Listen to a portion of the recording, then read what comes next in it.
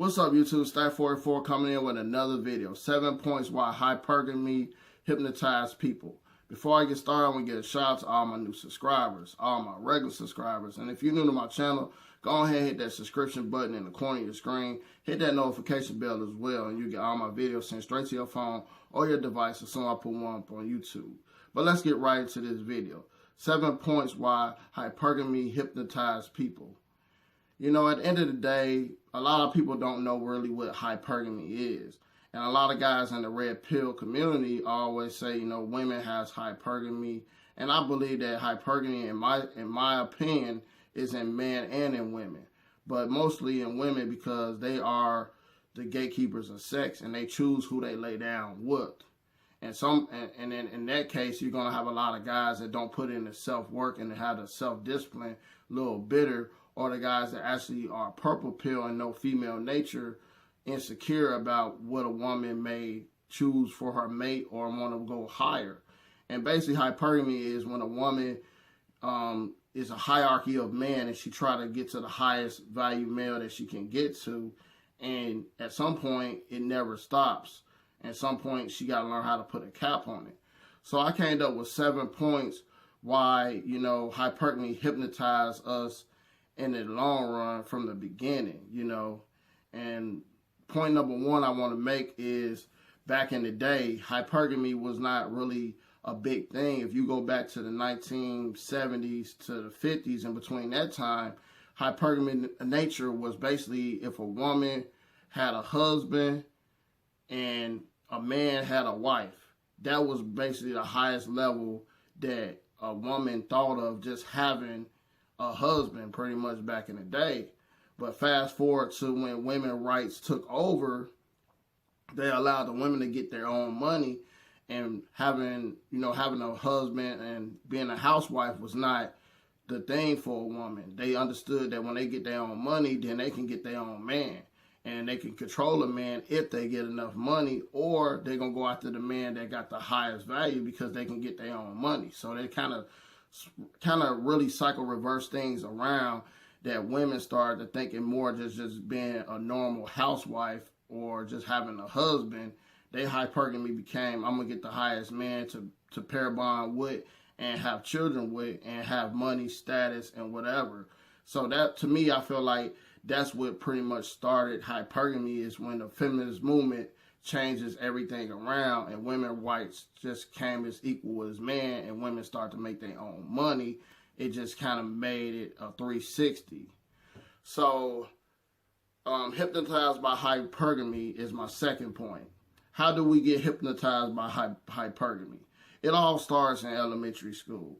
You know, when you go to school and this kid got some buddies on and you got the Jordans on, you know, we always supposed to want to reach higher and have the best. And it's been taught to us back from an A, B, C in elementary school, from the person that wears the nicest clothes, or the person that looks the best, or have a hair done all the time, that this person is a person that I want to pair bond with and be with.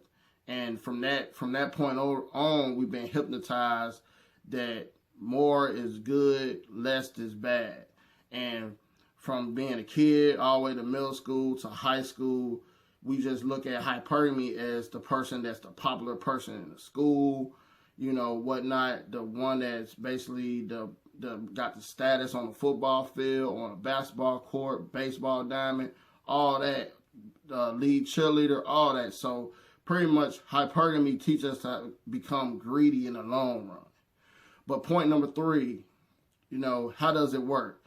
At the end of the day, you go to back in the day, about 10 years ago, anytime a phone came out or a new pair of Jordans or a new fashion, people would stand in line to get the next highest thing. They had to have the highest phone. And to this day, it still trends like that, but it's not as much as it used to be, because people start to understand that, you know, I ain't got the money to just keep blowing it. But some people will just skip their paycheck and go buy the new iPhone, the new Jordans, go to the club, pop bottles, because of hypergamy has hypnotized them that stuff is the thing to do, you know. But at the end of the day, everything in this world is temporary, like Coach Warren says.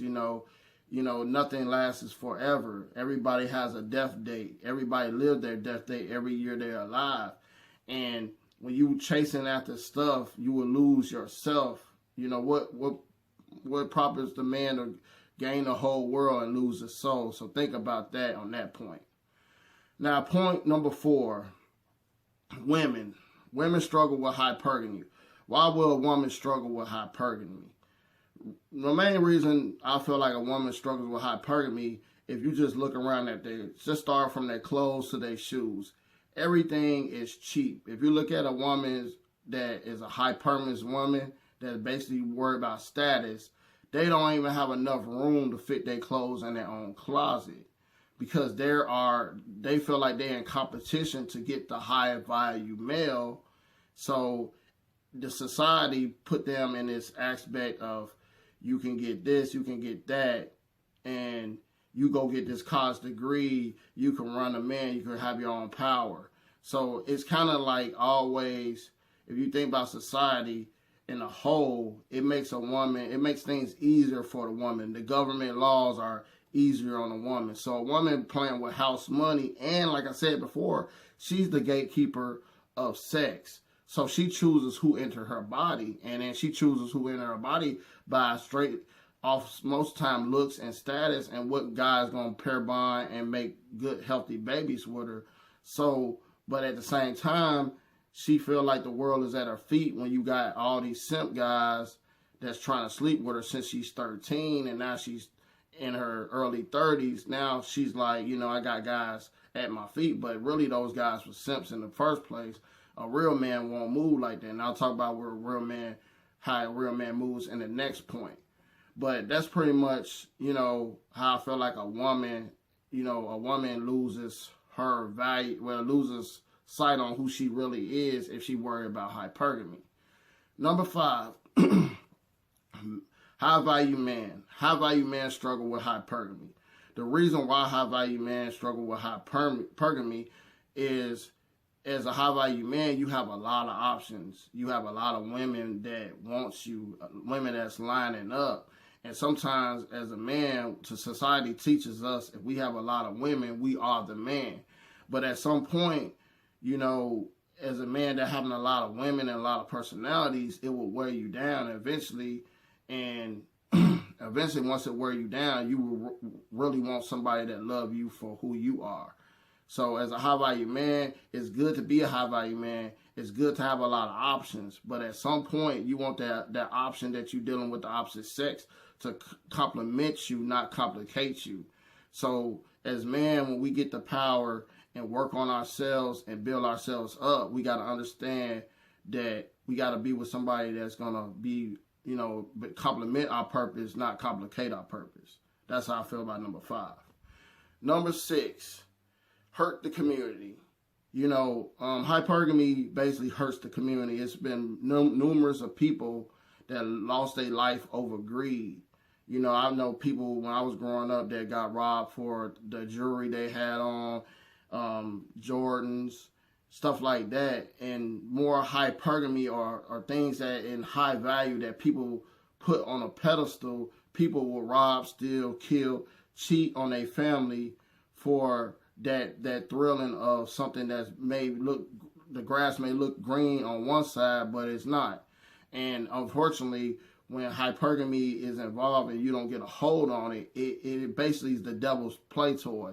And a lot of people don't realize hypergamy is basically a form of greed that makes you do things, or if you don't get control of it, it will have control of your soul. So make sure you get a hold on hypergamy and understand what your cap is and what your lane in life is. Which brings me to number 7.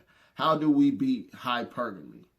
At the end of the day, how we beat hypergamy is looking inside yourself as you versus you and being the best you and walking with God and understanding that God is love and love is God. And you have to understand how to love yourself and put a cap on what's important to you. It's good for you to have nice things, but at the end of the day, you got to understand that you make the things don't make you. You know, there's always three type of people in this world: people that talk about things happen, people that watch things happen, and people that make things happen. And the people that make things happen understand the cap on their life and what lane they need to be in, and they intertwine people with people that they have to let go because these people ain't in the same lane, and they find people that's actually in the same lane and understand the cap, you know. And I remember I did a video a long time ago with Martin, talking about Martin Lawrence when he was in the movie, what was that, Thin Line Between Love and Hate, and he was talking to the club owner, asking him, you know, don't you want to hit something around here? I know you own the club. You see all these young things walking around here. And the dude was like, yeah, I look at it time to time, but when I think about what me and my wife have, ain't nothing in the world could stop me from being with her. And unfortunately, he understood the cap of hypergamy. It may look good on the outside, but if it doesn't fit my lifestyle, it will put me through a living hell by dealing with somebody because it's hypergamy. So you guys got to get a cap on your appetite of hypergamy, your cap on just life and period when it comes to focusing on what you have to do and stay in your lane. Because if you focus on somebody else's lane, you will crash. But that's all I have for this video today. Those was the 7 points. To go over the points again, basically back in the day, you know, hypergamy wasn't a big thing. Number 2, how hypergamy hypnotizes. It started us from when we babies, from elementary school all the way up. Number 3, how does it work? Basically, it works that people go after the hierarchy things in life that thinks these things are going to change their status and make them live a better life. Women struggle with hypergamy. Number 4, you know, because they are the gatekeepers of sex, and they choose who enter their body, and they usually choose the higher value male to enter their body, and there's nothing wrong with that. Number 5, being a high value male, you become options, and you understand pretty much how a woman have her power when you become a you know, just different than other men. So make sure you get a hold on that. Number 6, it hurts the community because if you're not ready to be a husband or a wife and hypergamy is in your nature, eventually you will break your family apart. And number 7, how to beat it. And the best way to say how to beat it is to know yourself, love God, and get a cap on what's important in your life and what's not important. Because things are just things, and you can't take them to the cemetery, but you can take a legacy of your life to this world. When you get buried in this world, you can take that legacy and that name and pass it on to your kids. And that's all I got for this video. So let's stack up our lives. Let's stack up our lives. And I'll holler at you guys on the next video. Peace.